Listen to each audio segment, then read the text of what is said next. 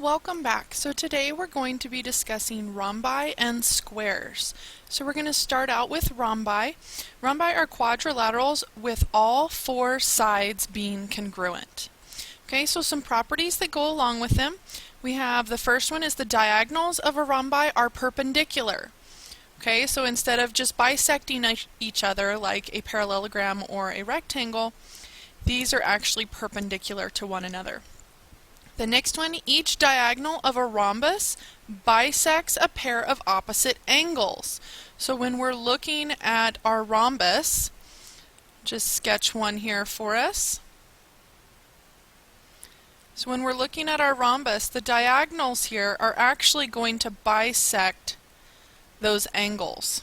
Okay, so if I was looking at this diagonal, it would bisect these two little angles. Okay, so cutting them in half. Then for the third one, all of the properties that we've talked about with parallelograms apply to a rhombi. Okay, so we're just adding two new pieces with the diagonals there. Alright, so let's look at our first example. So we have a rhombus here, rhombus QRST, and the given information, we're going to be finding the value for each variable. Okay? So our given information for the first piece, we're going to be finding y, and we know that angle 3 is y squared minus 31. So if we look over here at our rhombi, we have our diagonals are bisecting each other, and they are perpendicular.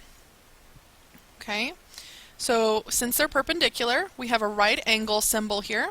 We have three angles, angle 1, angle 2, and angle 3 is here in the middle. And it says the measure of angle 3, so that's the one here in the middle. Well, if it's a rhombi, these are perpendicular, so we know the angles at all four of these spots is going to be 90 degrees. So the measure of angle 3 equals 90 degrees. Okay, we also know that it equals the y squared minus 31, so that also equals y squared minus 31. So we're going to be solving this piece for y. So in order to do that, first thing I'm going to do is I'm going to get this 31 moved over there with the 90. So I'm going to add 31 to both sides. So we get y squared equals 121. Okay? So then from there, we're going to be taking the square root of both sides, so we get y equals the square root of 121 is 11. So that means y equals 11, and that would be my final answer. Okay? Alright, so let's move on to the next piece with this picture. So part B says now we're going to find the measure of angle TQS if we know that the measure of angle RST is 56. Okay, so let's find RST first. So RST, okay, that's this bigger angle down here. That's 56 degrees. And we want TQS, TQS, so we're trying to find this one up here. Okay? Alright, so since we know that this is a parallelogram, all the properties for our parallelogram, sorry, let me scoot that down. All the properties for our parallelogram apply here. We know opposite angles are congruent. Okay, so what that means is the measure for angle RST equals the measure for angle TQR. TQR. Okay, which is 56 degrees. Alright, the other thing that we know is since this is a rhombi, the diagonals bisect the angles. Okay, they bisect them. So if it bisects, that means it cuts it in half. So that means the measure of angle TQS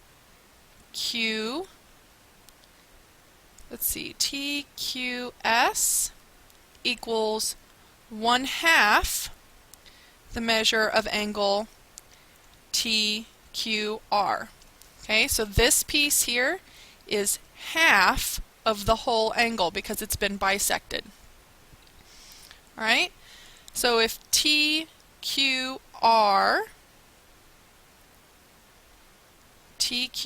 we said was 56, so this is 1/2 56 equals the measure of angle TQS. Well, what is half of 56? That would be 28. 28. So 28 equals the measure of angle TQS. Okay? Alright, and then that is all we have for that one. So that was rhombi. So now let's talk a little bit about squares. So what do we have for squares? If a quadrilateral is both a rhombus and a rectangle, those are the more specific ones that we've talked about so far, then it is a square. So all those properties for a rhombus that we just talked about on the last page and all the properties for a rectangle that we talked about in the last video can be applied to a square. So let's look at an example with those different options. So this time we're going to determine whether the parallelogram ABCD is a rhombus, a rectangle, or a square. And we're going to list all that apply. So it could be all three. Okay, because if it's a square, then it's a rhombus and a rectangle. So we're going to decide which of those it is. Okay, so how do we go about doing that? Well, the first thing that we're going to do is I'm going to look at the rhombus first. Since it's listed on here first, I'm going to look at it first.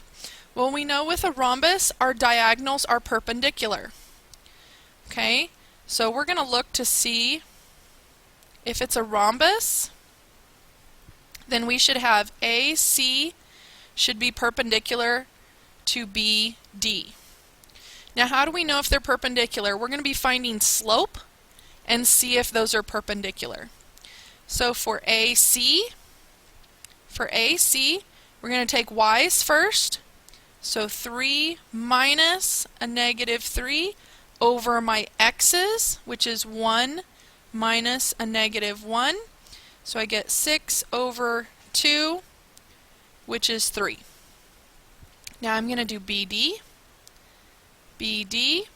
Y's first. So 1 minus a negative 1 over. This is a negative 3 minus 3.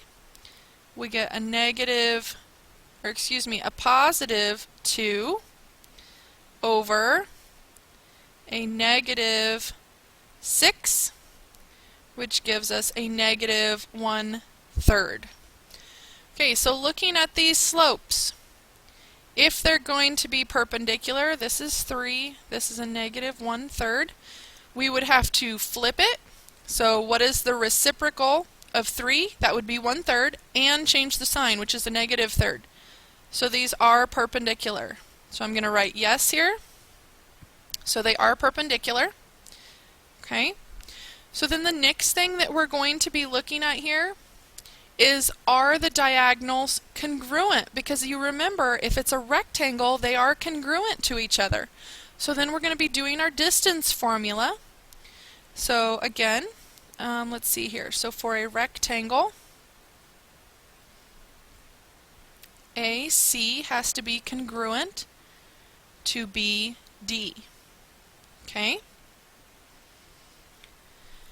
So then for this one, I'm going to be doing, let's see, AC first. So this is our distance formula. So we start out with square root. I have 1 plus 1 squared plus 3 plus 3 squared. Now remember, it's usually minus, but if we have a negative sign, so 1 minus a negative 1 would be plus. So that's how we get the plus sign there. So I'm going to shift this up just a little bit. So 1 plus 1, we have 2 squared plus 6 squared. We still have our square root symbol. So we have 4 plus 36 square root. So we get square root of 40. So then we're going to do the same thing for DB. Square root. And we have 3 minus a negative 3, so plus 3 squared, plus a negative 1 minus 1 squared. So 3 plus 3, we have 6 squared, plus a negative 1 minus 1 is a negative 2 squared. Still have our square root symbol. So we have 36 plus 4, and that would be square root of 40. So are they congruent? This is square root of 40 is congruent to square root of 40. So the answer is yes. Okay, so we've proved that it is a rhombus. It would be a rectangle as far as the diagonals are concerned. So then the last piece that we're going to look at is the actual sides of our shape. So what are the actual sides here? Are the sides the same length? Well, just from looking at our picture, we can actually tell that the slopes here, so BA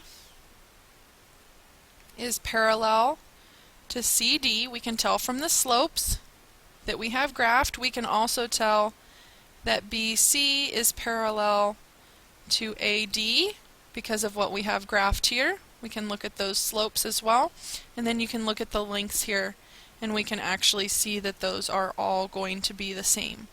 So BA is congruent to AD, which is congruent to CD, which is congruent to CB. And you can go ahead and go through and do your distance formula and your slope formula to be able to prove all of these pieces as well if you need to do that way. Okay, so since we know that it is a rhombus and a rectangle and we have all the sides being the same, everything's going on there. So this is a rhombus, a rectangle, and a square. It is all 3 of those. Determine whether parallelogram ABCD is a rhombus, a rectangle, or a square. List all that apply. It is all 3. And that is all we have for today's video. I'm going to leave you with that. When you come to class tomorrow, we will actually be extending and doing this piece in class, so be ready for that. Have a great day. Thanks.